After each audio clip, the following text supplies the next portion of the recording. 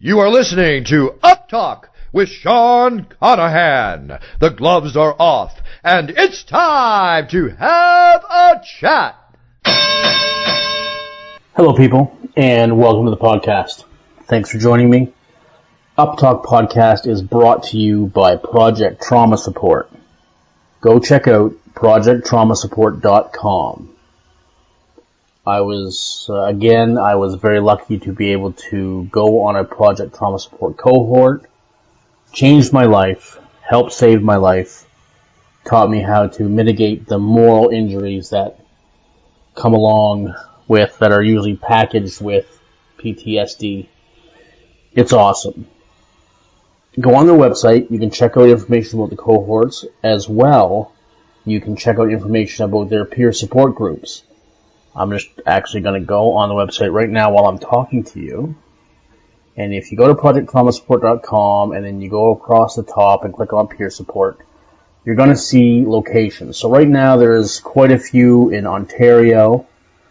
There's a new one that just started in Halifax, put on by Tyler Anstey, a Halifax police officer, and also a Project Trauma Support brother. That just started up. As well, there's one in Fort McMurray, Alberta. And that's actually where I am right now. That's where I work. And I'll get into it in a little bit, but I'm actually staying with Andrew Gorman, who organizes that group. I'm going to talk about more about him in a minute.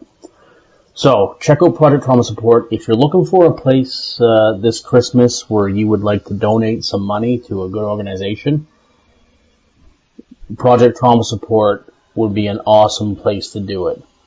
You can donate there right from the website and help the program fund first responders to come out to this intensive 5-day program. Okay, so please check them out. Thanks, Project Trauma Support, for being a huge supporter of the podcast from day one. Before I go on, here's your trigger warning. You're going to hear conversations and subject matter in this podcast that may be triggering to some of you. So please put yourself in a really good mindset before listening so that you can get the most out of the podcast. All right. So, you may have seen last week I did my gratitude game video. Check it out if you haven't checked it out yet, and please play. We all need to play. So during that video I mentioned some support that I received from my mental health community, our mental health community, in particular Project Trauma Support and Legacy Place Society. Let me tell you how this all unfolded, because it's really mind-blowing for me. So I'm out here working in Alberta at a small company in Lac La Biche. They choose to downsize, and a bunch of us are laid off, including me. So, no problem. I find another job right away with a company out of Edmonton. So, I traveled to Edmonton to start that paperwork. However, the job that I'm going to go on doesn't start for 2 weeks. So now I'm in Edmonton. Don't know anybody in Edmonton, really. Or don't know anybody that has a place where I can stay. And so I'm racking my brain trying to figure this out. So I reach out to my friend Teresa Coulter, who lives in Calgary, because I think, what I could do is I could always grab a bus and go to Calgary if she would have me, which she said she would, and stay there until my job starts. So she said that was no problem. Then she called back and said, "Hey, have you heard of Legacy Place Society?" And I went, "Yes, I've heard of them, don't know much about them, but I do follow them on social media." She said, "Let me reach out to the executive director, Diana Festejo, and because they have a house. They have a few houses in Edmonton, but one of the houses is a few houses in Alberta, and one of them is in Edmonton. Let me reach out to her and get back to you." I said, "Oh, perfect, excellent." So she gets back to me and says it's a go. Diana says I can stay at their house, at the Legacy Place Society house in Edmonton. And then I get a hold of Diana and we work that out. So I go to this house, and it's amazing. It's a beautiful home. Very, spacious and relaxing. Absolutely beautiful place to stay. So I get to stay in this house. And by the way, you should really check out legacyplacesociety.com. These houses that they have are just the tip of the iceberg. I got to spend some time with Diana and her son, and we went together to the symposium in Edmonton that was put on by Daniel Sundahl. Got to learn a lot about Legacy Place Society. I'm not going to do them a disservice by trying to tell you everything they do. You need to check out their website. I'll go to it. Let's go to it right now. So, they have accommodations. When I go into programs, they have accommodations, of course, which I spoke about. Excuse me. They have other programs such as psychological health and safety for first responders, including peer support and family assistance. Boom, that's awesome.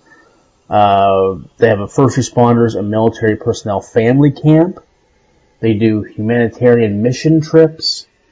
There's a bursary program. There's benevolence and legacy tributes. There's family resiliency workshops. This is a crazy organization as far as what they take on. I asked Diana, one of the questions I asked Diana when we were driving to somewhere, I said, okay, stop. I said, I need to know when you sleep, because I don't know when she does, or if she does. She could be a robot. She might not even be human, but she's awesome. Check it out, Legacy Place Society. Okay, so I get this house. Alright, so I'm staying there. Don't know anybody in Edmonton. I'm happened to be talking to Manuela Joanno from Project Trauma Support. She says, hey, I know someone that went to Project Trauma Support who lives in Edmonton. You guys should meet, and then you would know somebody. Awesome, sounds good. So she got me in contact with Krista House. Alright, so I contact her, and through talking, she finds out that, I'm at this house in Edmonton. I don't have a vehicle and don't have a way to get around. She says, hey, no problem. I have an extra vehicle that I will give you while you're staying here. Wow. Okay. Not that I need a vehicle for a lot of things, but to go get groceries and stuff like that, it's nice. Don't have to bug anybody else or use public transit, so that's cool. So she comes and picks me up, takes me to her place to pick up the vehicle, and I get to use this. While we're talking, she's learning about the type of work that I do, and she says, oh, my husband, Tim, does sort of the same kind of work, and he has an awesome job, union job, full union benefits, pension. You should give me your resume. I went, okay. So I gave her the resume. She gives it to Tim. Tim gives it to his superintendent. And the next morning, I get a call from this huge company offering me a job. A union job, stable, great benefits, pension, and everything. And I'm just like in shock. My mind's blown. So I get hired. The job is in Fort McMurray. Okay, that's fine. But I also had to find a place to live in Fort Mac while I'm working. Whew, okay, so my anxiety level goes up again. I contact Manuela. I put it out to a few people, but I contact Manuela and I say, hey, are there any Project Trauma Support people in Fort McMurray? She says, oh, as a matter of fact, yes, Andrew Gorman lives in Fort McMurray, and he actually organizes the peer support group for Project Trauma Support here in Fort McMurray. Wicked. I look, we're actually already connected on social media. I reach out to him. He gets back to me, and I just tell him my situation and say, look, I'm just wondering if you have any leads on maybe a place to stay while I'm working.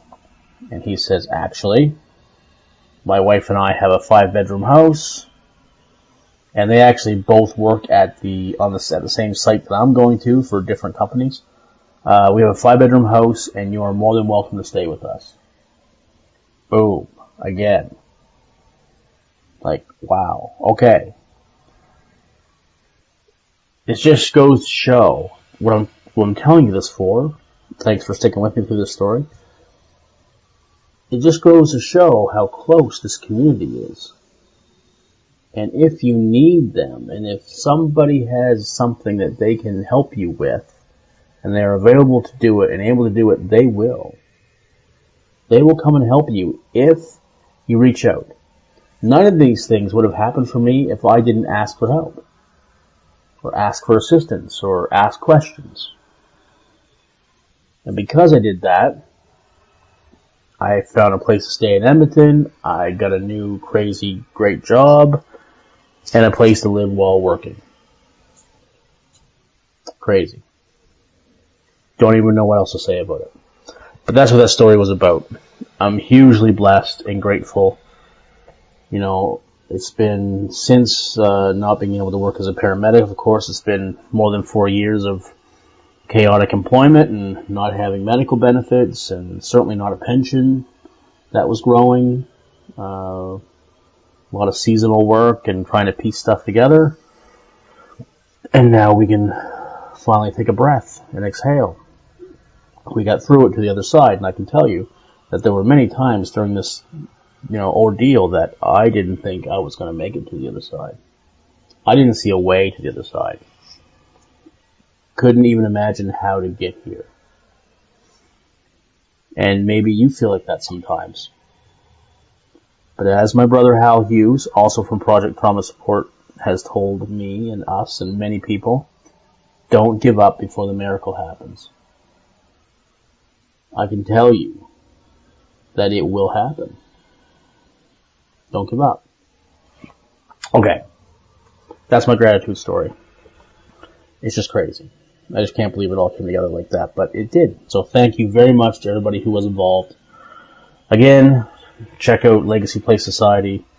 Check out Project Trauma Support. 2 awesome programs. My guest this week, or I shouldn't say this week, my guest in this episode is Josh Mamela. He is a paramedic from Saskatchewan. You may have seen him in the news recently after the death of a fellow paramedic, Robbie Curtis, who died by suicide. Josh also struggles with PTSD, and Robbie was a peer, also his preceptor, so he knew Robbie really well. We have a little talk about that. Obviously, we talk about Josh's struggle, and I can tell you that Josh is hugely inspirational. This dude has picked himself up and brushed himself off, and is now helping people, helping other people, which is awesome, which we need. He's doing important work. It was a great conversation. I loved it. It was an awesome chat. Alright, you've listened to me long enough. Let's get to it. It was a dark and stormy night, nor'easter rolling in. Welcome to the podcast, Josh. Thank you for coming on. Thanks for having me, man. It's my pleasure.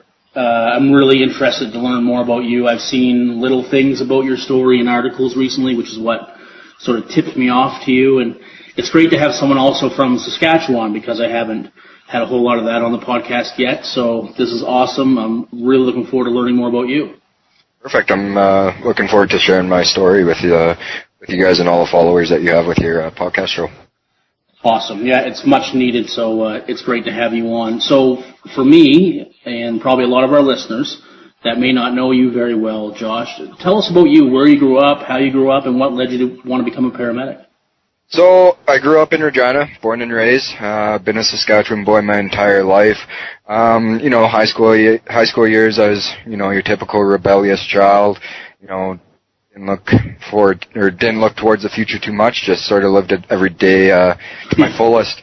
My sister actually, when I was young, got diagnosed with a heart condition called SVT, which is supraventricular tachycardia, which basically means is there's a loophole in her heart where it would make her ventricles fire at a severe rates. So, I've seen it.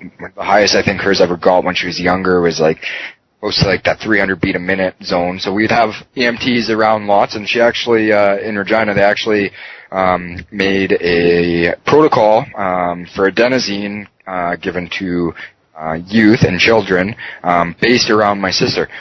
So we had lots of supervisors, lots of EMS, they almost were on first name basis with her.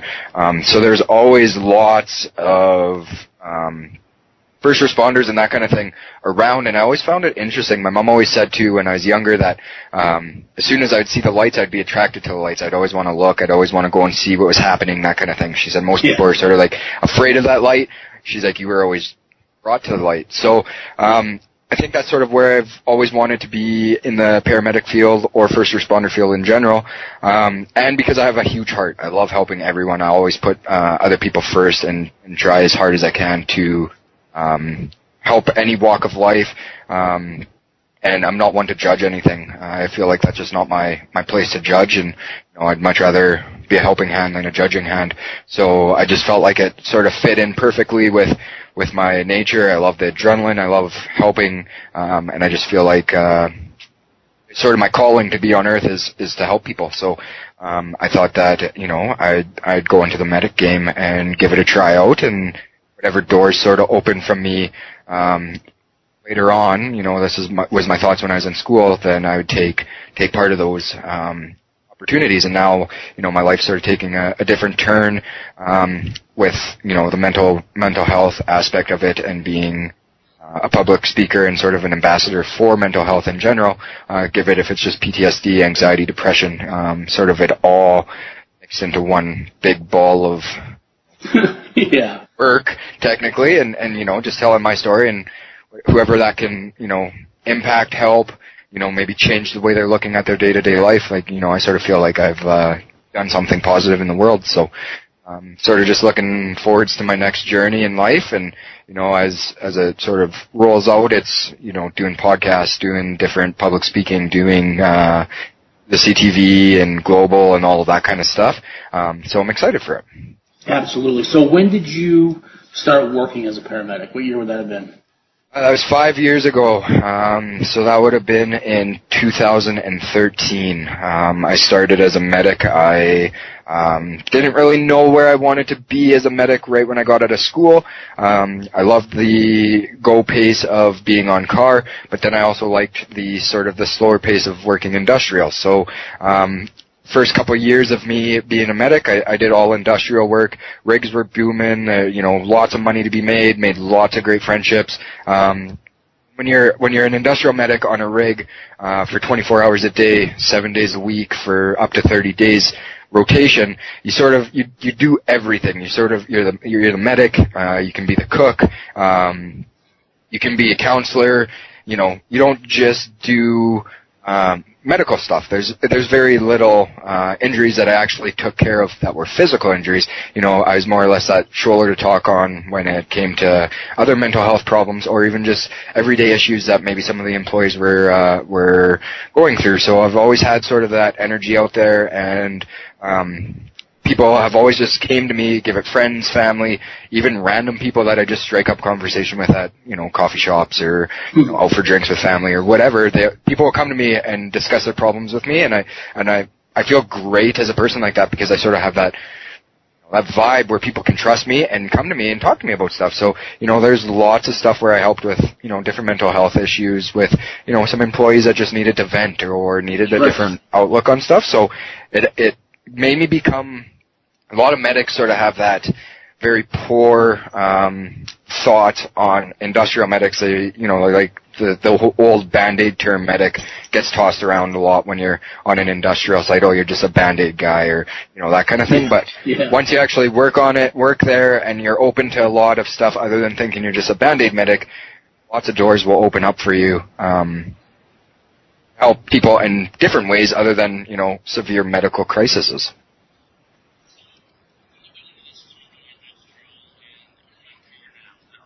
Yeah, I'm on car now, yeah. So the last 3 years of me, I've actually been off car here for just over a year now due to PTSD and that kind of thing. But I was on car for 2.5 years prior to me stepping off of car due to my own mental health and needing to get myself back to the person that I once knew and loved, so. When in your career did you start to realize that the emotional and mental toll of this job wasn't something you were prepared for. And by the way, none of us are prepared for it. But yeah, exactly. Yeah, when did it become an issue for you? So, doing the industrial stuff, I was, there was really no mental health strain on it. It would have been probably in the first year of me being on car and starting to see the real horrible side to humanity that a lot of people want to overlook because they just don't want to believe it, right? They don't want to know about it, they don't want to see it, they don't want to hear it because, if they live in their own bubble, that sort of doesn't exist. And so I'd say, even when I was on car, in school we have to do a practicum where it's, 2-3 months on car depending on your call volumes and what you get signed off. So I did notice there's some things in there that really affected me as a person, but when you would talk to other staff or, medics that have been doing it for a long time, they, their sort of mentality was, push it down, yeah, we can sort of debrief about it, but like, talk about it a little bit and then just leave it in that closet or leave it in the cellar type thing. So that was sort of the mentality that, with working in Regina, lots of the Regina medics, not all, but lots, sort of had that concept on things. So I sort of started noticing it there, but, it didn't really affect me, and I'd push it down a little bit more and a little bit more as time went on. And then as I kept working on car and seeing more things, and I feel like the things that got to me the most, it wasn't necessarily so much the blood and the gore and that kind of thing. I can handle that fairly well. Like, of course, it still takes an emotional toll on somebody, but it's the bystanders, it's the family members of a deceased loved one when you tell them, hey, there's nothing we can do, or, you just lost your loved one, I'm sorry. Some of those screams are, they'll forever haunt me, more than some of the pain screams that I've heard, working on cars. So I feel like as the time went on, that stuff was getting more and more, and myself, as I was bottling it down, I always thought I had this great way of hiding everything. Yeah, we all do. And that's when I started noticing personal relationships fail, and a relationship with an ex-fiance I had, and that kind of stuff. And that was sort of one of the last nails in the coffin for me, was when me and my ex-fiance split ways. I sort of realized, like, hey, like, I'm not hiding it as great as what I think I am, like a lot of other first responders do. I turned to substance abuse. Greatest sleeps that I'd be getting would be if I was in the bottle of the bottom end of a 26 of Captain Morgan's at night, just to drain them demons away, right? But as more that I kept doing that more and more, I realized that, it's not drowning my demons. All it's doing, my demons are learning how to swim. They're swimming back up to the top, and so I realized that, and rock bottom sort of came to me. So I had a very hectic tour. My last tour that I worked was, we started at 8 o'clock in the morning out at work, and we had an attempted suicide at 8:15. We had a 6-year-old that ended up getting crushed under the front end of a John Deere tractor under the bucket, with like a full abrasion from knee to groin right down to the bone, blown out. And then the last one being at like 2300, we went to a car wreck scene, and we had it set up very, very safe. Everything we could possibly do, and a drunk driver ended up blowing through the scene, almost running over 2 first responders, hit the back of one of the first responder units that was on there, and bounced off and was about 3 to 4 feet in front of me, and swerved at the last second, and he ended up getting arrested down the highway about 250, 300 yards down the way, but all of the debris hit me. And that's sort of the straw that broke the camel's back that day, and that's when everything hit me. So I finished shift.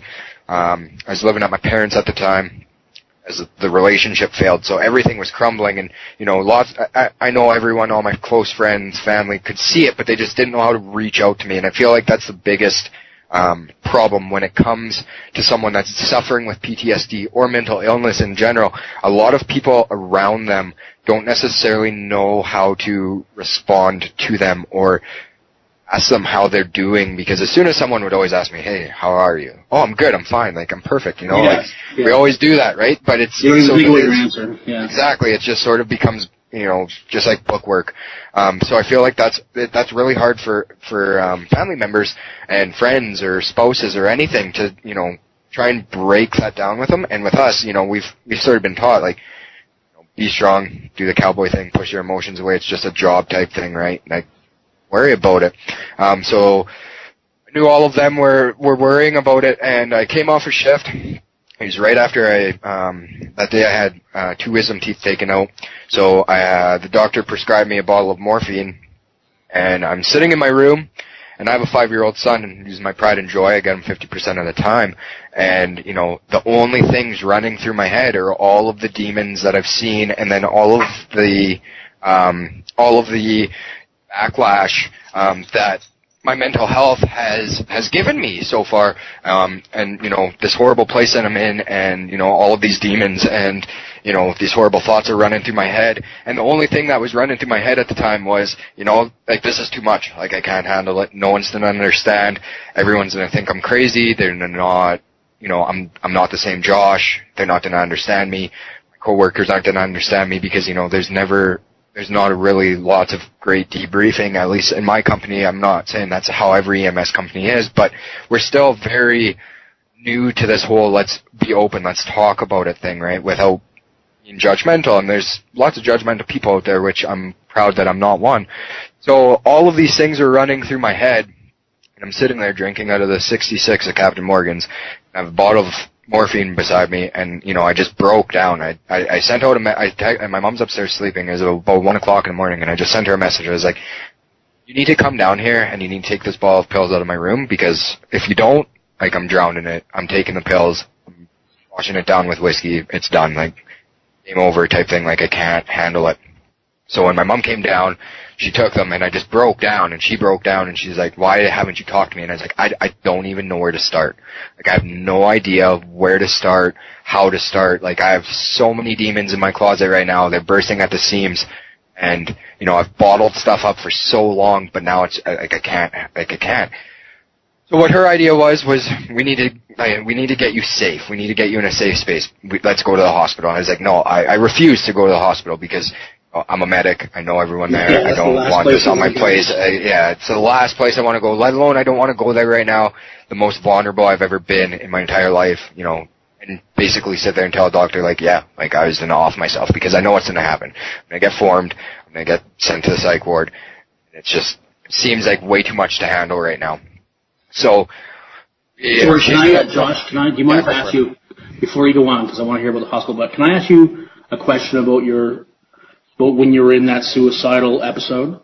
Yeah, man.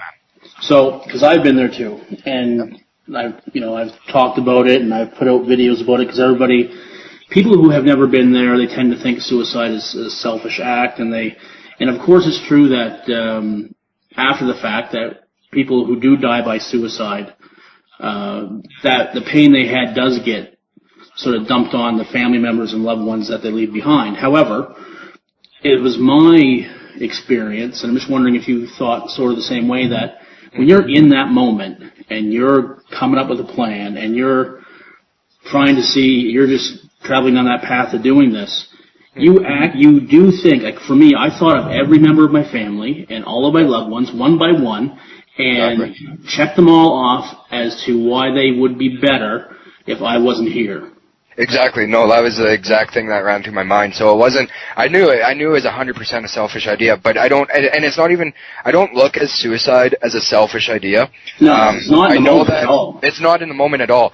And I know, there's a suicide of a medic in Regina, and I know we're going to touch on that. And he taught me a lot of stuff that I knew. He's actually one of my preceptors, and just from having a relationship with him on the job. So, I know how he was feeling. He made everyone else happy, except he could never make Robbie happy inside. So I know the suffering, I know the pain. So when you're in that, it's not so much you're looking at it as family's going to be super upset with me. But as I checked off every family member, and I checked off my son, because in the long run, my son, he's my pride and joy. Like, this is a spitting image of me. But how I looked at it in such a warped concept, I couldn't think of any good. I couldn't think of any good that I was bringing to his life at that time. I'm angry lots of the time. I don't know why I'm angry. I'm not angry at him. I'm just angry at the world. I'm depressed. I'm sad. I'm all of that kind of stuff. And Like, why, I'm not going out, I'm not doing these things, I'm not spending good time with family, so, yeah, I'm being this burden, they all can see me being this upset burden.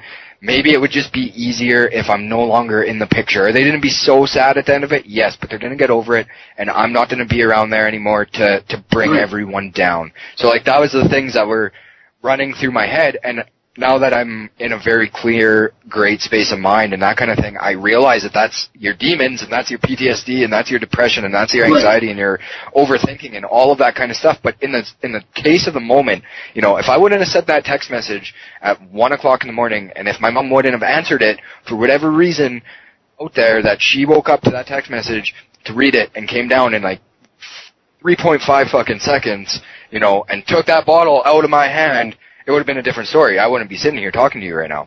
Right? No, so, you certainly think, as for me it was, that you're not doing anything for yourself. It's not to it's not to alleviate any of your pain for yourself. No. It's to, you think that it will stop the pain for others. And it's your last final one good thing I can do from this big bucket of shit. That I can do this for my family. It's a total mind fuck in the moment for the person. In the moment, that's all you're feeling inside is, they're going to be upset, but I love helping people, and right now I'm not helping my family, I'm not helping my friends, I'm not helping my loved ones, my spouse, my anything, my children. I'm bringing them down. It's not good, and this is the only thing that's going to help them in a sense. And then I'm not going to be hurting anymore because, as you see, like, you're hurting to begin with PTSD and your flashbacks and, different triggers that set you off and everything else, and you're trying to bottle that all up inside, but as you're bottling it up, you can see the pain in your loved one's eyes going, why isn't he talking to us? Why isn't he reaching out? Why isn't he doing any of this? He's so angry. It's not who we're used to having. So, in the long run, when you're going through it and when you're thinking about it, it's just, trying to help them. You're helping them, and that's really the only last thing that's running through your mind is, hey, if I'm done with this, they're gonna be sad for a little bit, they're gonna get over it, but then they don't have to see me in this state anymore, and they're gonna be happy, and they can talk about all of the good that I did, and not have this ball of fucking hurt on me anymore, and whatever. So like that just like that all ran through my mind, like. Cool. Thanks for going through that. Yeah, man, I just wanted to see if that's what you experienced as well. Oh, 100%. Like, I sat there and I checked off everybody. Yeah, so she came down and she finally gets me in the car, and I'm like so worked up, and I'm a smoker. My mom doesn't smoke, and I'm like, okay, like we need to fucking pull over. Like, I need to smoke. Like, this is fucking way too much. And she's super worried, right? Because she's like, well, shit, if I pull over, is he gonna dart in traffic? Is he gonna, like, what the fuck is going on, right? Like, I just woke her up at 1 o'clock in the morning being like, hey, Mom, I'm gonna fucking kill myself if you don't get down here right now and take these pills out of my room. And now that I think about it, like, that would have been a pretty selfish thing for me to do, because so she doesn't wake up, and she wakes up in the morning and she goes to do her morning routine. She says she looks at her phone or something. That's the message she gets. She comes down to her son's room, and there he is, OD'd on fucking morphine and a fucking bottle of rum. But that didn't cross my mind at the time, right? Like, I wasn't thinking any of that. So, finally gets me in the car. She's completely mind-fucked that this is even happening. Like, I know she knew I was struggling. Like, for 6 months, I sat at about 195 pounds. I started just how much I weighed, and I'm not a very big guy. I'm about 5'9", so I was on more of the chunky medic side. And in 6 months' time, and this is when my family really started realizing that I had a lot more demons that I was holding in, and sort of putting on that fake smile and that fake laugh and that fake how do you do, because in 6 months' time I went from 195 pounds to about 115 pounds soaking wet. So that's a lot of weight to drop just like that. And, none of my clothes would fit, I didn't look healthy, and it was all stress. Like, I couldn't eat, I couldn't sleep.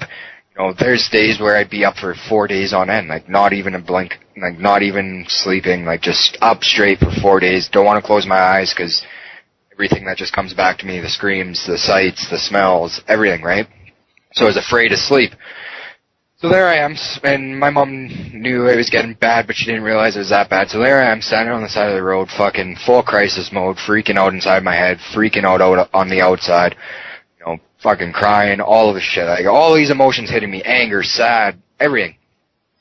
smoking a cigarette, and I get back in the car, and we're getting closer and closer to the hospital, and it's getting me more and more anxious and more mad. I'm like, no, I'm not fucking going. I'm not going. She's like, Josh, you need to. They're here to help you. No one's going to judge you. And I was like, bullshit. They are going to judge me. I work in this line of care. I fucking know for a fact they're going to judge me, because there will be some there that won't judge me.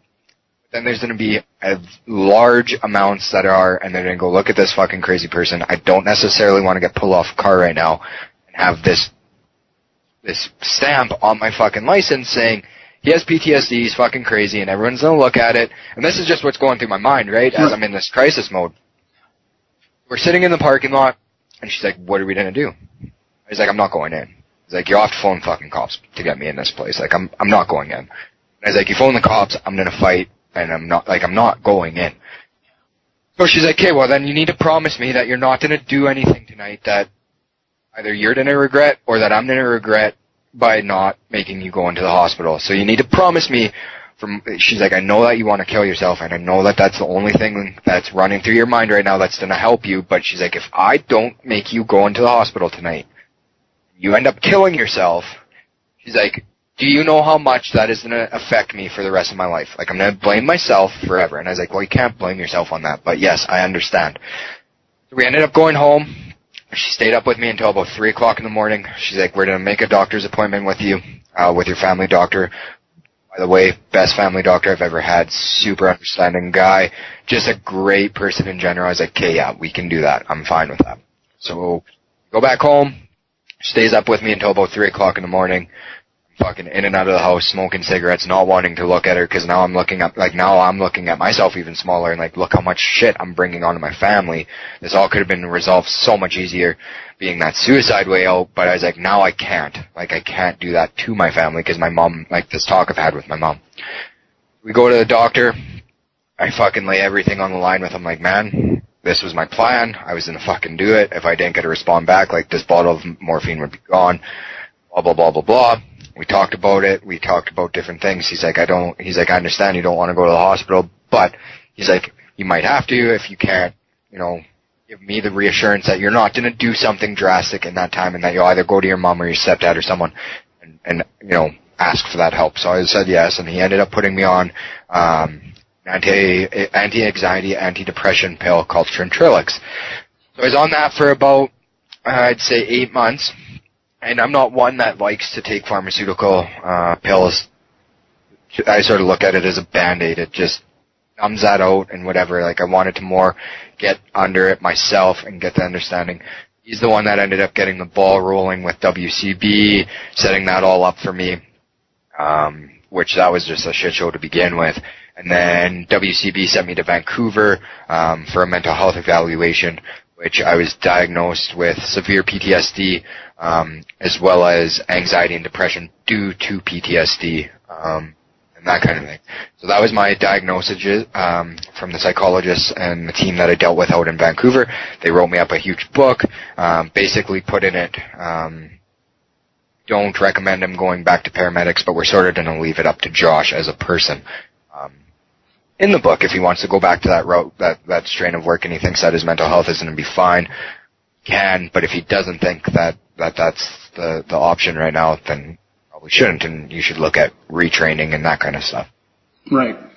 Which then takes us into the whole WCB process and how lack there of support and lack there of support with RQHR and management and peers and that kind of thing. So I'm not sure where you want me to touch. If you want me to touch more about touch everything you want to touch, brother. Yeah. So Yes. with the WCB process, so. Because I know it's different sort of in every province. It's exactly a whole different process. I'll ask you one question, and you can go. Sure. Do you guys have presumptive legislation in Saskatchewan? I think they're trying to work on that currently, but it's not really a term that's been tossed around yet with us. So with WCB. You get a caseworker, they phone you, they say, hey, this is what's happening, you're doing this, or you don't get funding. And I had a psychologist that, prior to going through with WCB, because, this all started, late August, and, WCB didn't kick in with me until, late September. So I had, a full month of sort of leeway, and I'm like, hey, like, I don't want to go backwards. Like, I'm going to do stuff to help me. Like, this is my time to pull out of this shithole I'm in, out of this basement, out of this cellar, out of this, out of rock bottom. If anything, below rock bottom. Everyone says there's a rock bottom, but, there is something below rock bottom, and that place is not a great place. That's, I sort of put that with, like, the suicidal ideations that I had and, almost fully going through it. Like, that's below rock bottom. Once you hit that stage, you're just like, fuck it. Rock bottom, you're still trying to survive. Once you slip beneath, it's just like, whatever, what am I going to do, right? You don't really care at that point. So I was like, you know what? I want to get out of this. Like, I want to get as much help as I can to get better. So I ended up seeing a psychologist. And he was an amazing guy. Helped me out a lot. Gave me different ways of looking at things. Helped me with my overthinking. All of this kind of stuff. So WCB phone, they're like, hey, no, we're not sending you to your psychologist that you made this great rapport with anymore. You have to join our program. I was like, okay, I guess that's what we're going to do. So I joined the program. There's a psychologist there on staff and workout team and that kind of thing. And the shrink that they had on there, he's been doing it for like hundreds of years. The dude should just be retired by now. But honestly, man, worst experience of my entire life. He'd never listen to me on the stuff that I'd say to him. The only thing that he was interested in was getting me back, doing on-car training and exposure therapy with him. And I'm like, dude, like, I am not fucking ready for this. I was like, this isn't just like a paper pushing job where it's like, hey, you know what, go back to your job. If you mess up some stuff, no big deal. I was like, I'm literally dealing with crisis, and if I fuck up, that's going to hurt a patient. Or if I freeze, that's going to hurt the patient again, because my partner's not going to worry on the patient. He's going to worry on me. We're brothers, So then that patient isn't going to get the treatment he needs because they're worrying on me. It's like a horrible fucking idea. Still didn't want to listen to me. He didn't know my name for like 6 months. Didn't remember any of, like, I told him, I was like, this is where, like, when I almost got run over, that was the straw that broke the camel's back. He didn't remember that, like, I had that conversation with him probably like 15 times, or more than that, like, just didn't remember anything. And I'm like, you know what, like, this isn't working. So I phoned my caseworker and I was like, yo, like, this isn't working, this isn't working, this isn't working. Well, there's nothing we can do. You need to keep going through this program. I'm like, okay, well, I'm just jumping hoops. Like, this is bringing me backwards. I literally sat down with the managers of my caseworker, her manager, and then, like, WCB's, like, main boss with my mom. And she's like, you know what, he still lives with me right now. This was right before I got my new place. Still lives with me.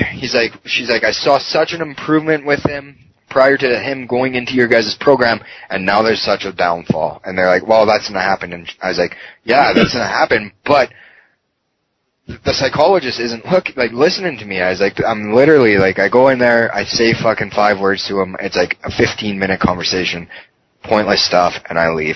And then he just keeps telling me you need to do exposure therapy. And that's the only thing WCB is focused on right now when it comes to PTSD, first responders and general public, and whatever the case may be, that you need to go through exposure therapy, which basically puts you in a fight or flight mode in that parasympathetic nervous system, which doesn't, like, there's ample amount of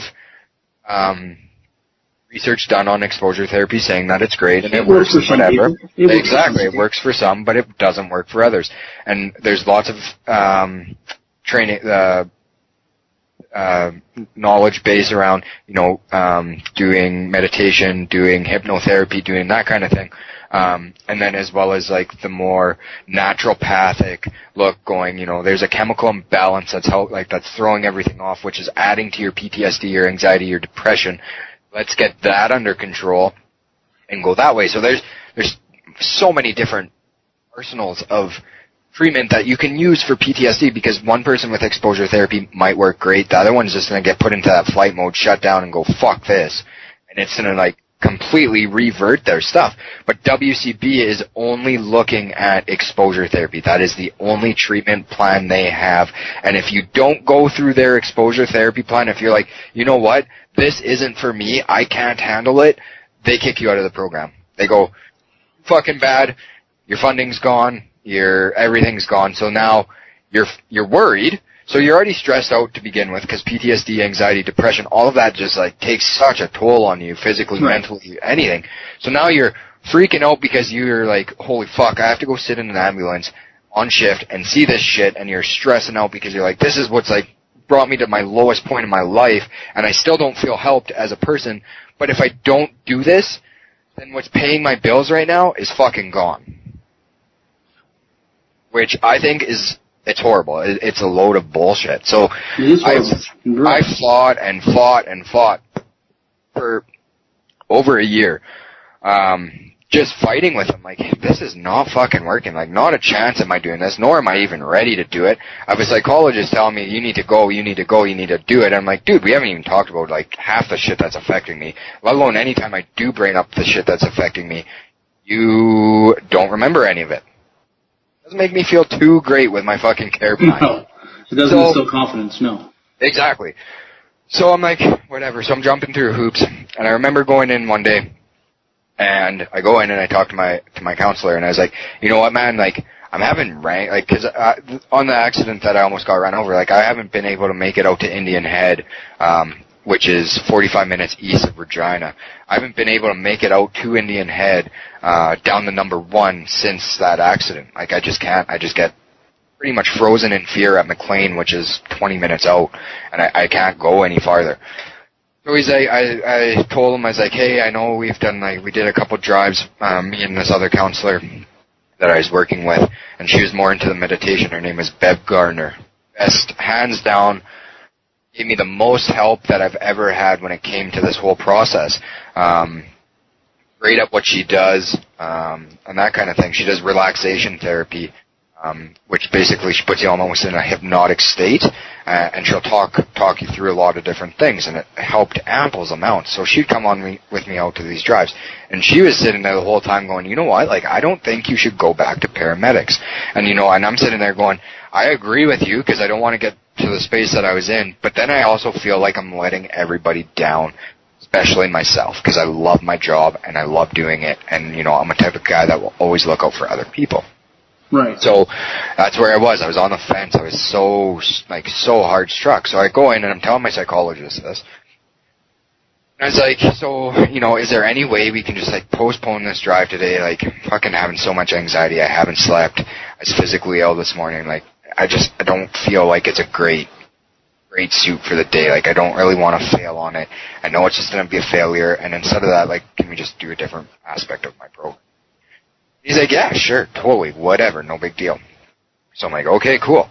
I get a phone call later that day from WCB saying, why are you refusing your treatment? Excuse me? And they're like, why are you refusing your treatment? And I was like, I'm not refusing my treatment. They're like, well, you didn't go on your drive today, and Rick is telling us that you're refusing your treatment. And I was like, no, I went in there, I told them exactly what was happening. I was like, I literally had a 2-hour relaxation session with Bev, and now I'm home. I was like, I literally just left from treatment. Like, I don't understand this. And they're like, oh, okay, well, we'll have to get this under control. I was like, all right, whatever. So I go in the next day, and I'm like, why is it that I'm being told that I'm refusing my treatment? He's like, well, you are. And I was like, how? He's like, I had an adult conversation with you, make another plan. I was like, and I even told you in that adult conversation that if there was no other way and I was going to get in shit for this because I've been fighting this program and all of these stupid steps that aren't working and that are making me go backwards to the point where I'm actually afraid now that I'm going to get pulled off of comp. And now I'm in my own place. So I'm worried about paying bills. And I was like, so now I'm worrying for the sheer fact because you're telling them that I'm not going through my treatment. I was like, what the fuck, man? He's like, well, your case of PTSD isn't that bad. Oh, my God. I looked at him and I said, what the fuck just came out of your mouth? He's like, well, it's not that bad because, they would make you wear a Fitbit. So they took a week's worth of information off of this Fitbit, my sleeping times, my heart rates, all of that kind of stuff.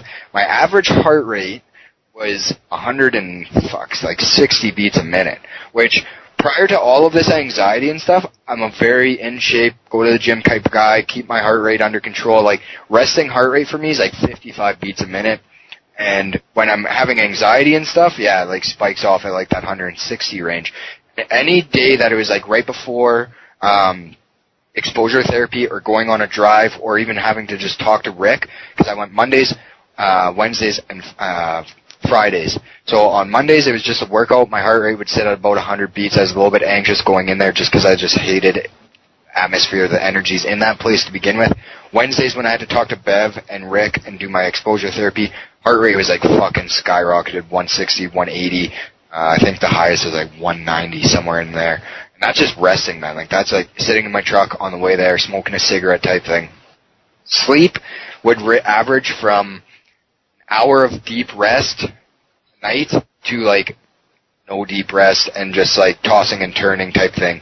With like max 3 hours. And he's like, well, from your statistics of a week, on paper it doesn't look that bad. And I was like, okay. According to a Fitbit. According to a Fitbit. Yeah. Okay. 1 week's of stats. Alone, they had nothing from me when I was healthy. Because I came into the program unhealthily, and now I'm fucking livid. So I'm like, you're an idiot. He's like, excuse me? I was like, you're a fucking idiot. He's like, don't talk to me like that. I was like, no, I literally just came into your office. I've literally told you every single part, the most vulnerable shit that has affected me for the past year of my life, and even longer than that, because I've been bottling stuff up as a medic for a very long time now, and you're telling me that my case isn't that bad. I was like, how about if you walked in my shoes for a minute, I bet you wouldn't be able to fucking handle it. I was like, how can you tell someone that's had to literally stand there with a fucking infant in his arms that is purple and tell that dad that has just been working on that child that their son is fucking dead? I was like, and you're gonna tell me my case isn't that bad? I was like, you're a fucking idiot. I was like, fuck you, I'm done with you. I was like, I'm fucking done with this. And I fucking walked out and slammed his door. So the next day, I go in there, because now it's Friday, and I go in there and he wants to talk to me again. There's another staff in there. I'm like, this is fucking so stupid. I go in there and he's like, well, we've went over your Fitbit stuff again, and you know, I feel like 3 hours a night is a lot of sleep. And I looked at him and I said, how long do you sleep a night, Rick? He's like, well, 8 hours. And I was like, okay. I was like, is there days where you wake up and you're tired after 8 hours? He's like, well, yeah. And I was like, okay, now picture me. I said, I wake up in cold sweats. I wake up with fucking the sounds of people fucking screaming. I wake up with fucking flashback dreams of to see people that are saying, why couldn't you help me more? And I get like 3 hours of sleep on average a day and still wake up and function and do what I have to do during that day to have everyone else that is looking for support out of me get that support they need. It's like, how fucking tired would you be? He had nothing to say. He's like, and then he goes on to tell me, he's like, but I still stand by saying that I don't think you have that bad of a PTSD case and that you're trying to overwork it, like over exaggerate it.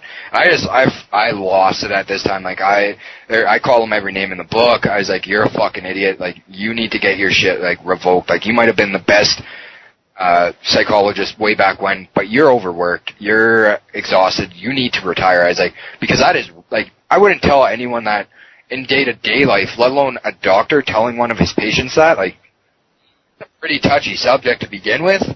And when you've released all of that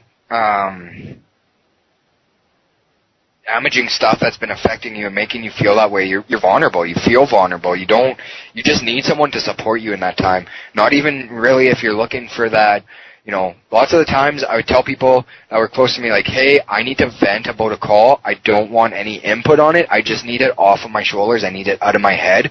You know, so lots of the times when it comes to first response workers, if they come to me and they're like, I want to talk to you, I'm like, talk away. And I was like, if you want my input, if you want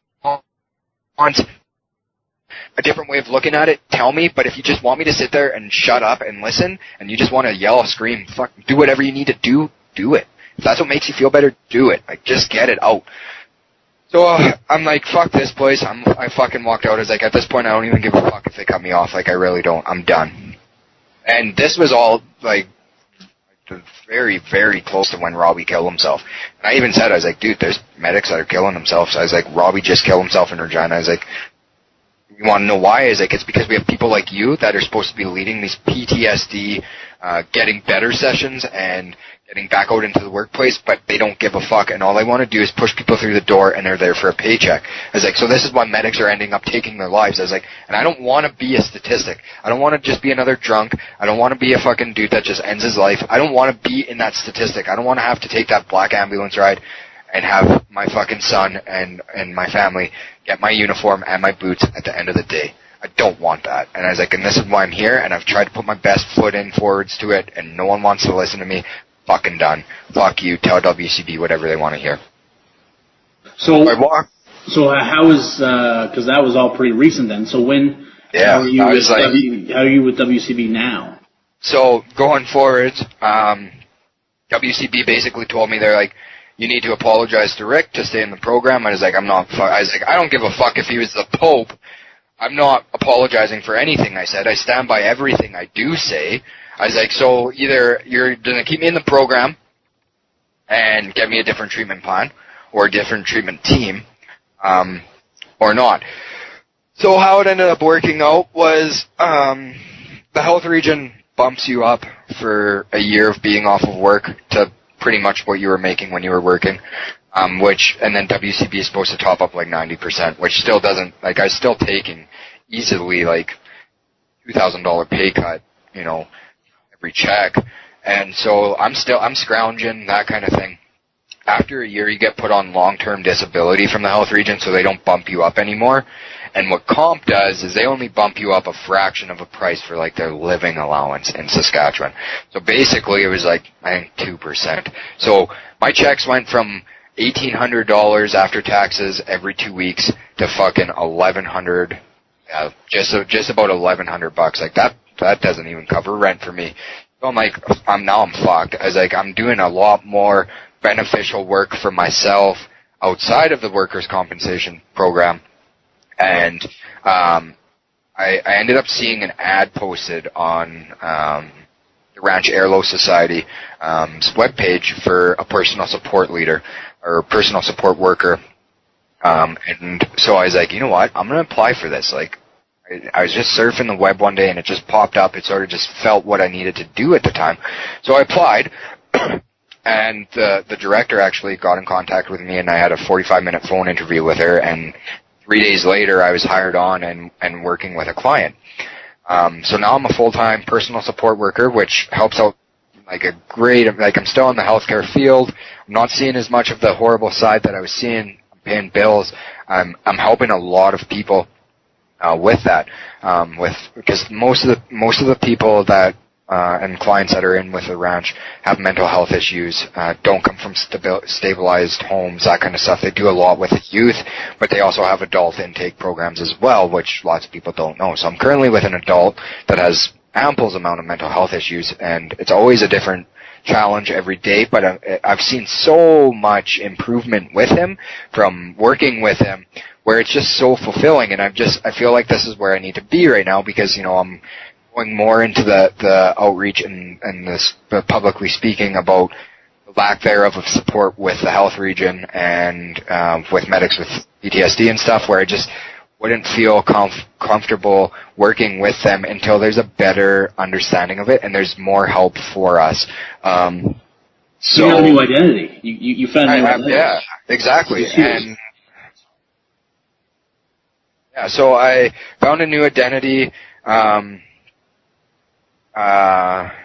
And helping people that way, and I'm still in my first line of care. I'm actually also, there's a company in Regina called Street Culture, and they do lots of public speaking and that kind of thing. So I'm publicly speaking with them about PTSD. They get me into lots of different events and that kind of thing, where I speak my story about the PTSD and the medic aspect. But then they also go into lots of high schools. Like I said, I was rebellious when I was a kid. I didn't really look at my future. I was running with tough crowds and that kind of thing, and did a lot of things where, I got lucky to not have a criminal record, be in the space that I'm in right now, and be alive from all of those stupid risks I've taken. So if there is any youth just from hearing my story and, learning that, it's not all about the next party, the next the next high, the next drink, the next whatever.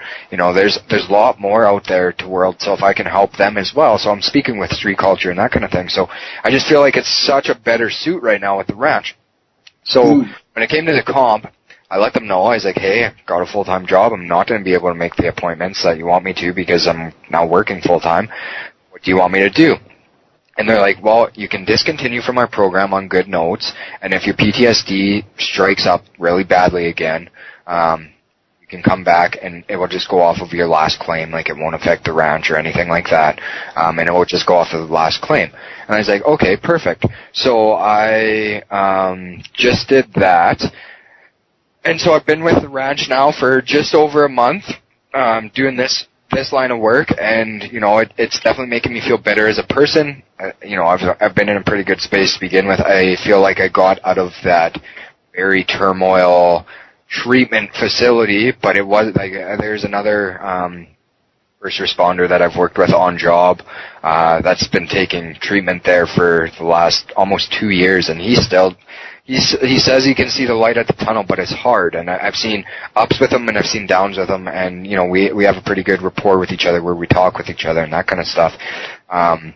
And he said the same thing, like, Rick is the devil. Like, he's like, I go in there and it's like, okay, time to see the appointment with the devil. Like, pretty much just jumping through hoops, right? And there's really no looking up when it comes to that kind of thing with him. And so,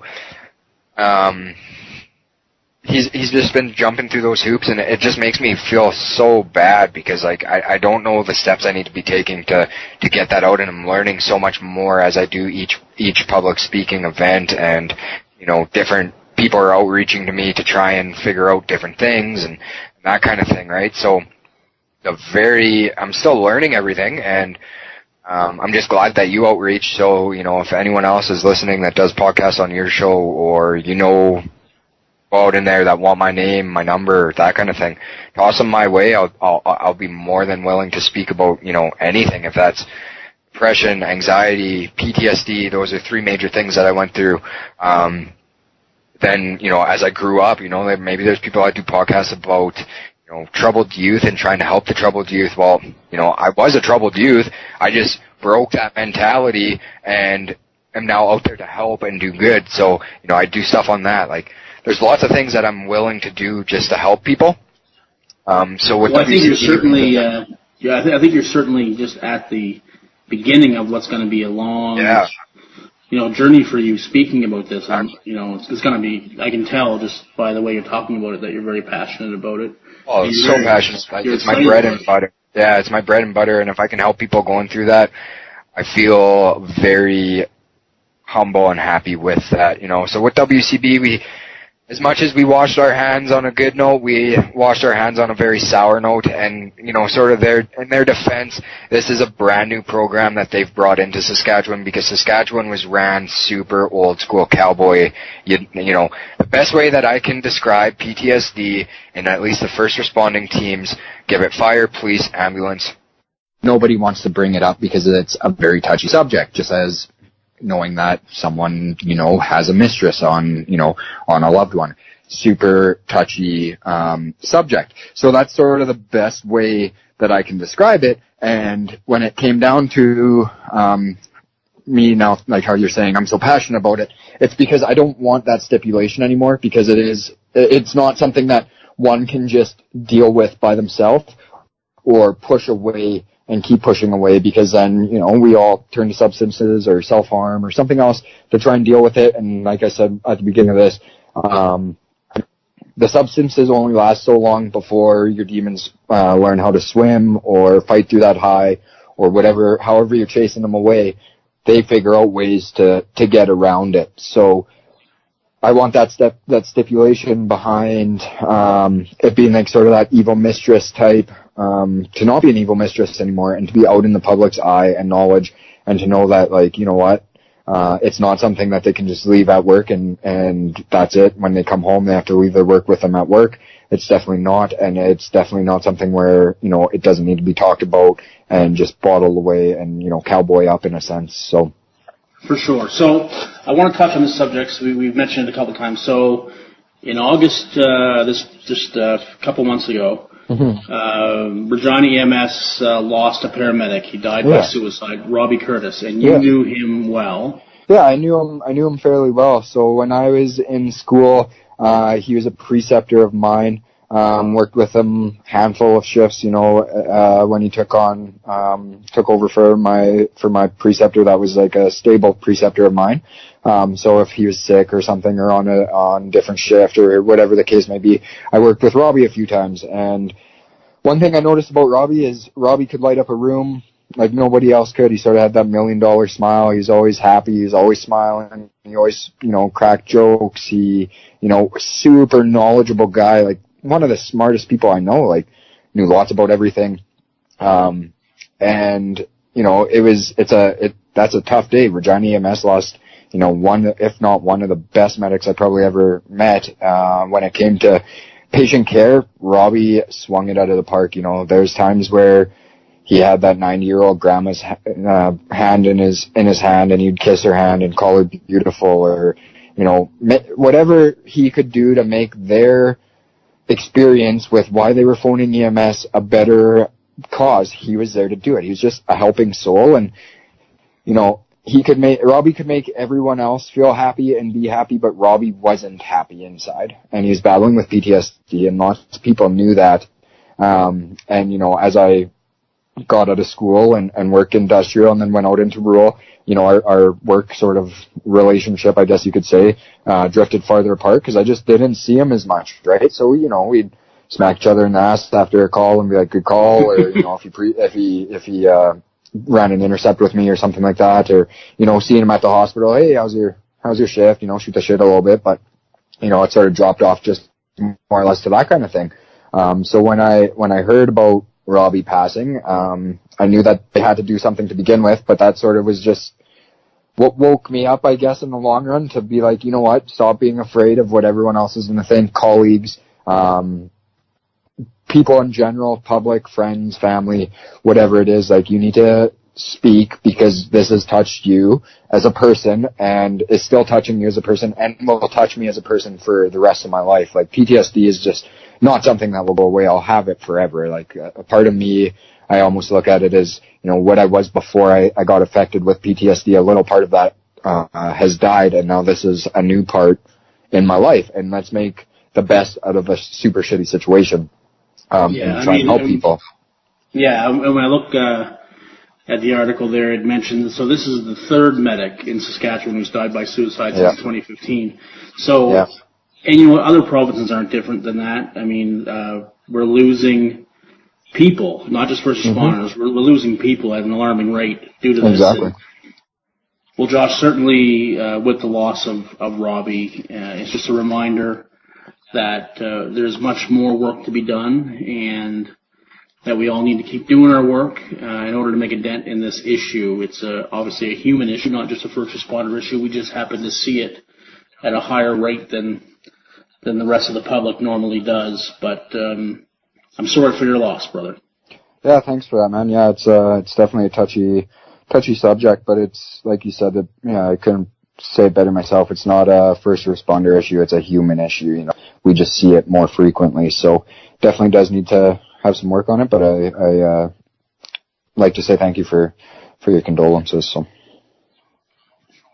So I want to talk about your dog, because you have a dog, and right now you're going through the process of registering that dog as a therapy dog. Yeah, so talk to me about that. So I'm currently going through the process. I've talked to Wounded Warriors a little bit, as well as there's some third-party companies based out of the States that will also register your dog sort of through Skype and that kind of thing, just so you can show them that they'll actually listen and that kind of thing. So I'm currently just going through both of those programs right now, trying to figure out which one would best suit and would be the easiest to sort of work around my work schedule, to getting him fully certified and that kind of thing as a service animal for PTSD, anxiety, and that kind of thing. Just to help would he have to meet the same requirements as a dog that came right out of a therapy dog program? He'd have to meet fairly close regulations to what the dog that came right out of the therapy program would be. They just have these, as I spoke to Wounded Warriors, they have it set up where you can do it and with the third parties, just because, sometimes it takes a little bit to make that bond with an animal, right? It's just like a human. And sure, it can be faster with an animal, and sometimes you just fall right in love and it works perfectly. But they have these in line where, they realize that you've had this animal for some time being or whatever, and you have that connection with them already. So instead of bringing a new dog into the works with it, they'll work with you to get your animal certified, and all of the paperwork that you need and that kind of thing.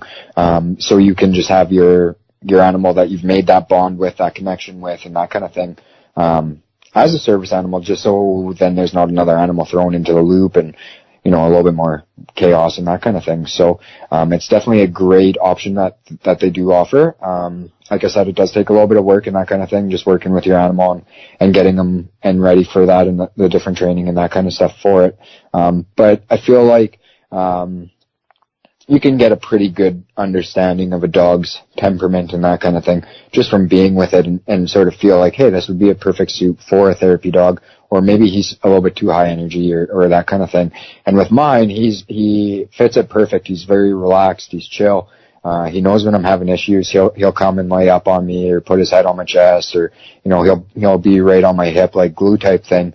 And sometimes he realizes it even before I realize that there is going to be an issue myself. Like, definitely I've also seen, patterns in sleep change. Like, I'm definitely getting way better sleep, and he sleeps on the end of my bed or comes up to the top, or, he's just always around. So they definitely, are great help. Well, at least for myself, I've noticed, ample amount of change since having, gotten him. So, it's definitely something I would recommend to, anyone that's battling, anxiety, depression, PTSD, lots of different mental health,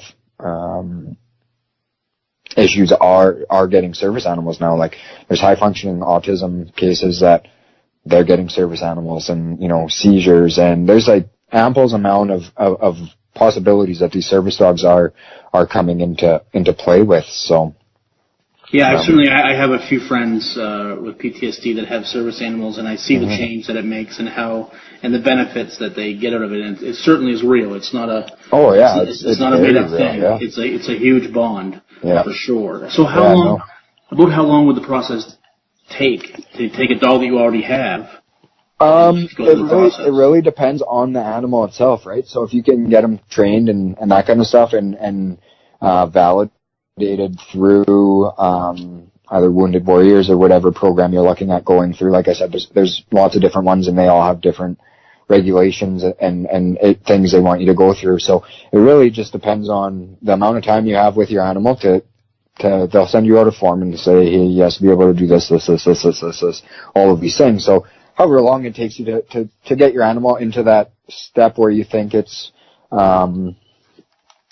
able to suit it, then, that's sort of the time frame on it. So there's not really a max time frame, and there's not a minimum time frame. It's just once you can meet requirements, then they'll move forwards with you.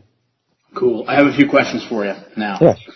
So looking back on your journey to here, if you could change one thing in the process that would have made it easier for you to navigate to here, what would you change?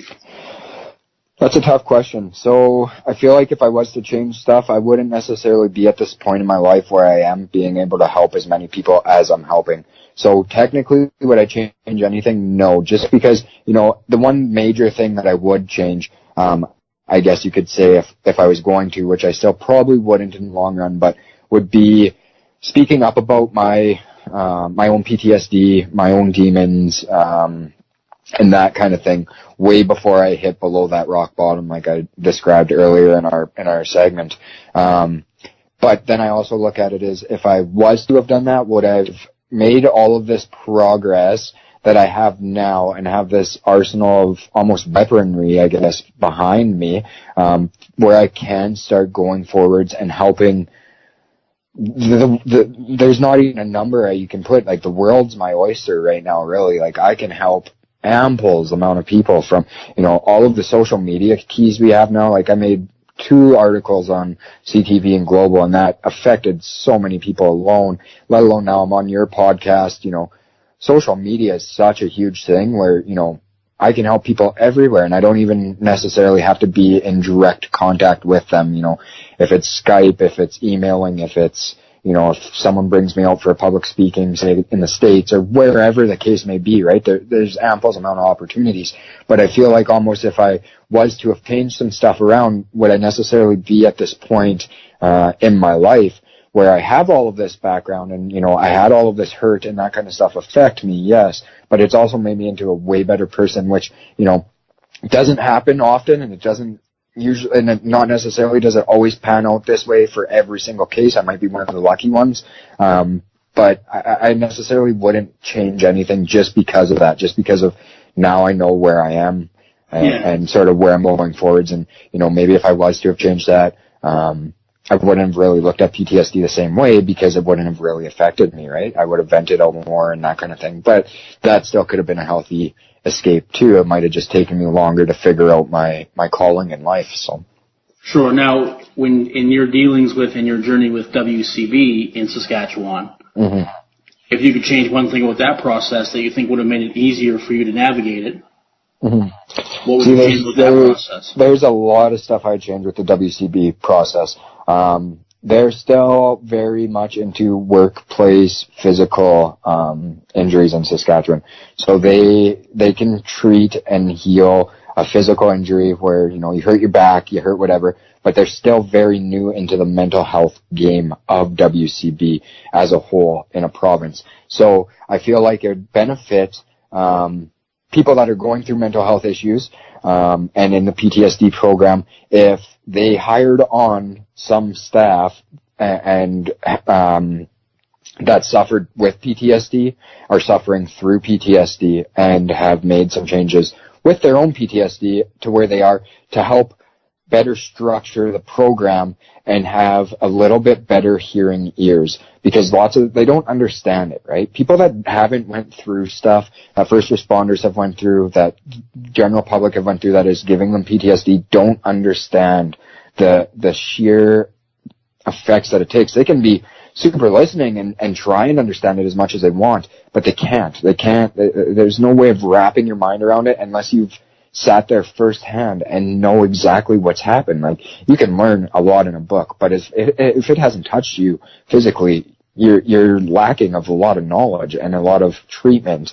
So I feel like one thing that would help and benefit and strive for anyone that's going to go through the program after me, or that is still going through the program, or was going through it when I was going through it, would be beneficial if they had some people with some first-hand knowledge of what it does and how they're focusing just on one treatment, that's not how it works. Because, PTSD affects everyone differently. Like, some people can see the most horrific things in their life and never get PTSD, and someone can see something very minuscule or what someone else would think is, minuscule and get PTSD from it, right? It affects everyone so differently, and if you're just going to throw all of your eggs in one basket, that's not a very healthy treatment plan in my sense.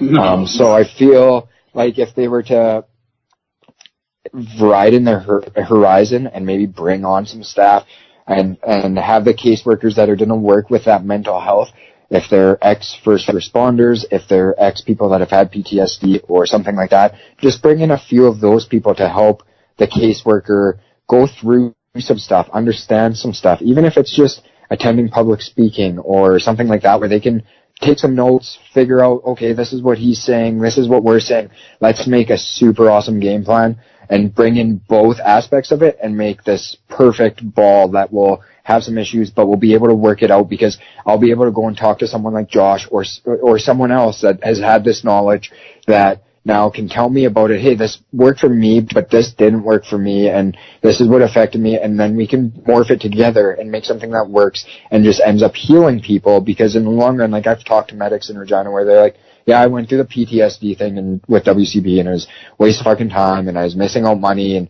so I just told them I'm good and I'm healthy and I'm this, because I needed to get back to make my paycheck. But they're really not good, and they know that, and they know that we know even though they're saying they're good, we can tell. You know, like you said, we all think we're being super stealthy and super great about hiding our issues, but once it's touched you, you can look at a guy and you just know, or a girl, and just be like, you know, something's up. You know, we need to talk about it. Absolutely, well said. So, if you were to grade yourself right now, how are you doing? With PTSD, anxiety, and that kind of stuff, I'd say. With life in general, yeah. With life in general, yeah. Like, I'd say I'm on the up. Like, I'm the type of person where I never want to slow down. I never think I'm at my full potential. There's always learning curves. There's always things to study. There's always room for improvement. You know, I feel like, so I always like to give myself a fair statement, like a 6 out of 10. You know, I'm above half. You're being low. You're being hard on yourself. Well, I'm not necessarily hard on myself. I'll explain that. So I'm above half, right? Because I'm not looking down on myself or anything like that. And I'm at a 6, and I don't want to be egotistical about it either. So, you know, I'm sitting at a 6, and so when I'm sitting at a 6, I always know that there's room for improvement. And with that room for improvement, there's room for improvement in all aspects of my life, personal relationships, family relationships. Just being a good human, you know, helping out whoever I can and that kind of stuff. So, you know, maybe there's some spots where I'm sitting at a 10 out of 10 right now, but even though that spot's at a 10 out of 10, there's some other spots that maybe are a little bit lacking. You know, there's never really any spot for not improving or not learning, because then I feel like once you believe that you're at that spot, you get complacent and you get, you know, stuck in your ways, and you're not open to things. So I'm always open to ample amount of criticism, constructive criticism, that kind of thing, just to better off myself where I can better off other people. So that's why I say 6 out of 10, because, you know, I'm above half, I'm shooting over that 50% mate range, and I'm still able to have ample amount of room for improvement and learning. So if I said I was an 8 or a 9 out of 10, well, there's not very much room for improvement at that point, right? So if I say, hey, I'm at a 6, there's still lots of improvement to go from a 6 to a 10, but you're still way above half. So perfect. No, well explained. Cool. I take it back what I said. If anybody wants to contact you, Josh, just whether it be about the whole dog thing, or whether it be about, you know, some peer support stuff, or just wants to reach out to you in general to have you speak somewhere, how can they do that? They can reach me on my personal email, which is joshmamela@gmail.com. That's JOSHMAMELA@gmail.com. I also have Facebook, also under Josh Mamela. Shoot me a friend request, shoot me a personal message, whatever you want to do. As well as I have Instagram, you know, all kinds of stuff. So whichever way you need to get a hold of me, if it's for peer support, if you need someone to vent, if you are feeling like you're on rock bottom and there's nowhere to go, and you just don't want to necessarily tell your loved one, your fiance, your spouse, your parents, your brother, your sister, your cousins, whoever it is, because you feel like they're going to judge you. I am a non-judgmental person. Anything we talk about on the phone, through email, texting, you name it, it's confidential. It stays with us.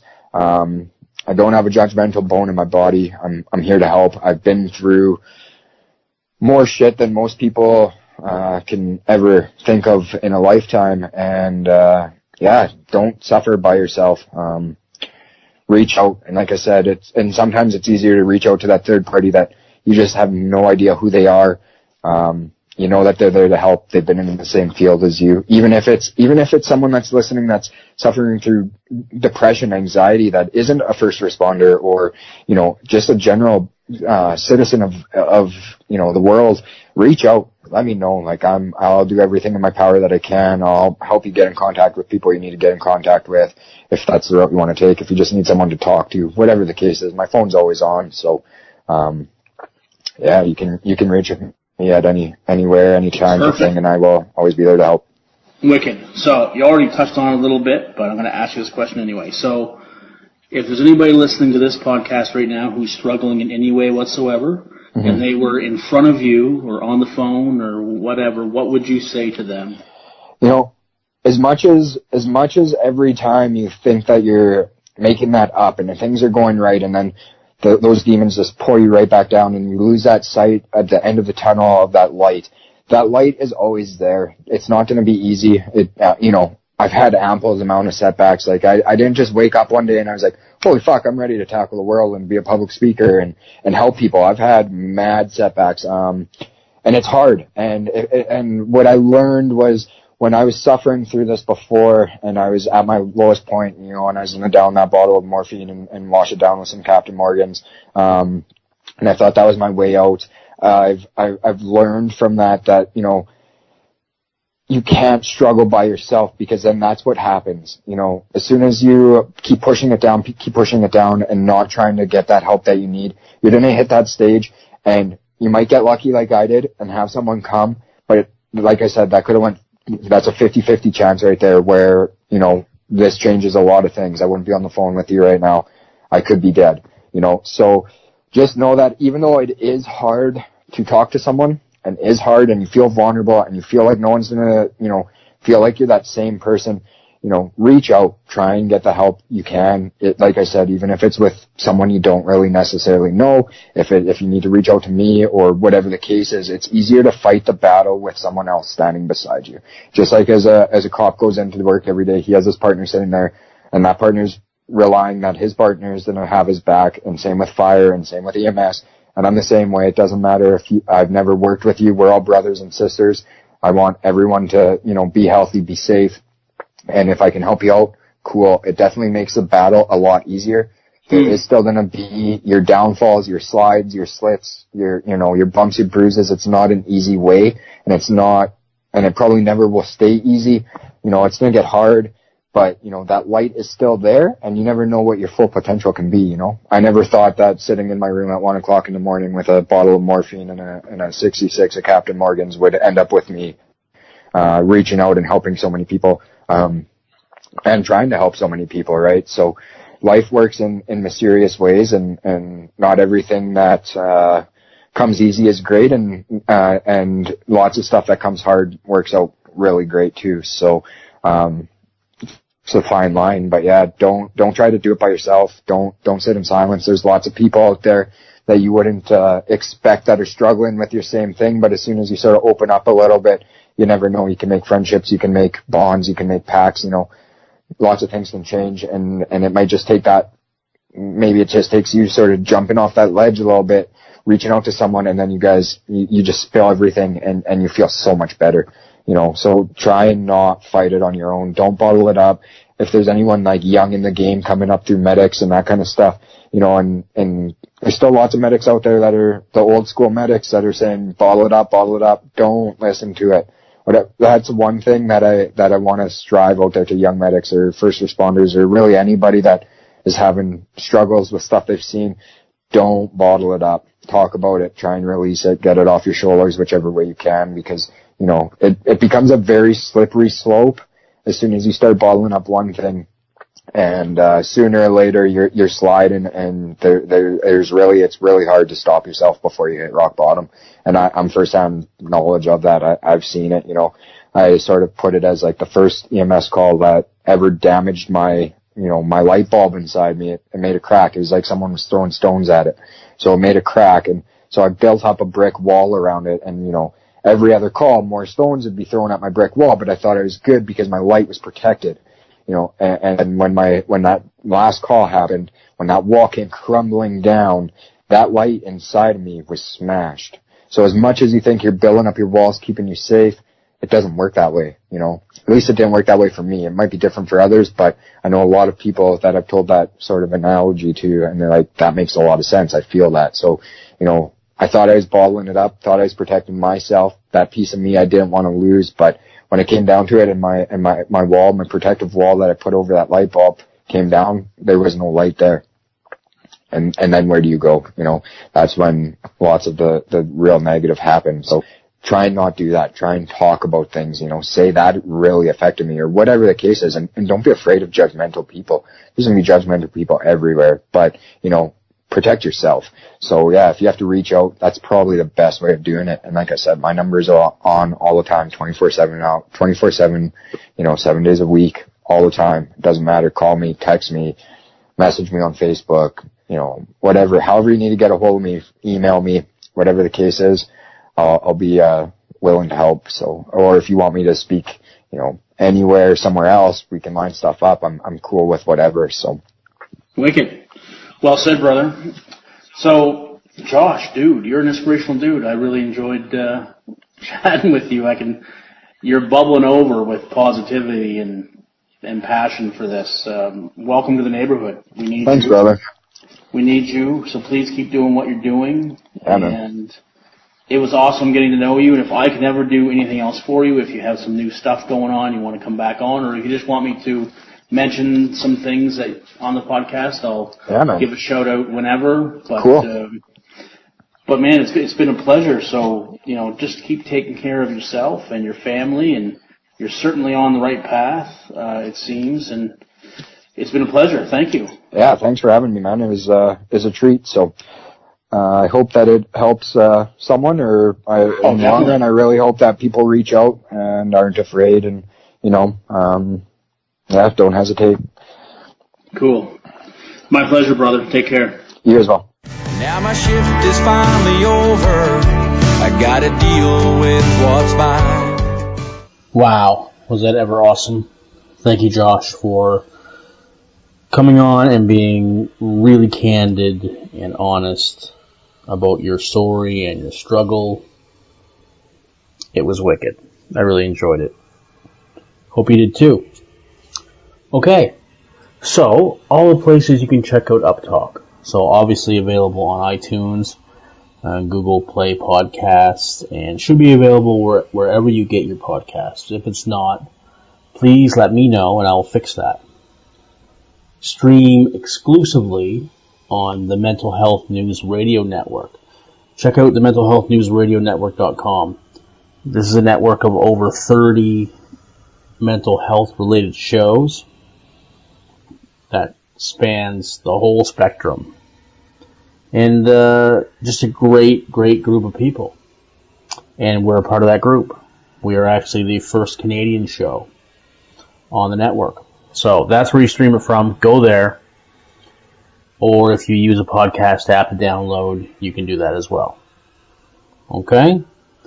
Check out the Facebook page, Instagram, and Twitter, all UpTalk Podcast.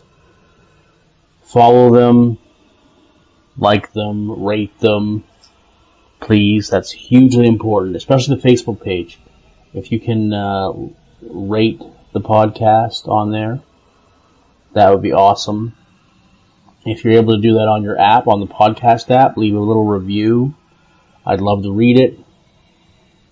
I want to hear all the things good and bad that you think about the podcast, because that will show me maybe where I can improve. So that's fine.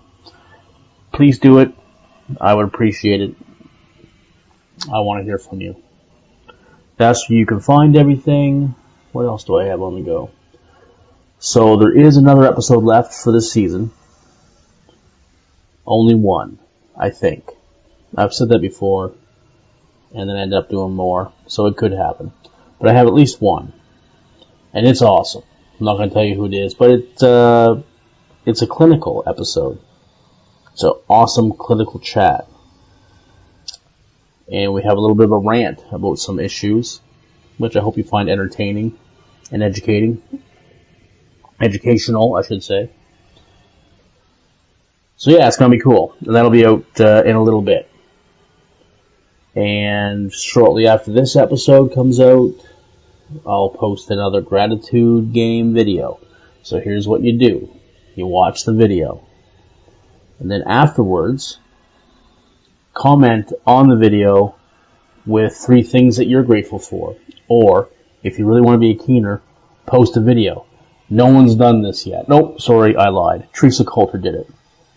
Someone has done it. But not many, only one. So, post a video. That would be awesome. Leave the hashtag UpTalk Gratitude Game afterwards. You can tweet it, do it on Instagram, but please use that hashtag. Okay, hashtag UpTalk Gratitude Game. Let's keep it going. Alright, so I think that's it for me, guys. Alright, but we'll chat again soon. Until then, take care of yourself and each other. More love, less judgment. 'Cause we ain't superheroes, we're just ordinary people trying to make the difference and the first on every scene. And it's a heavy, heavy burden to carry all this hurting when you can't unsee the things you've seen. It keeps going on. When those sirens are gone, it keeps going on. When those sirens are gone.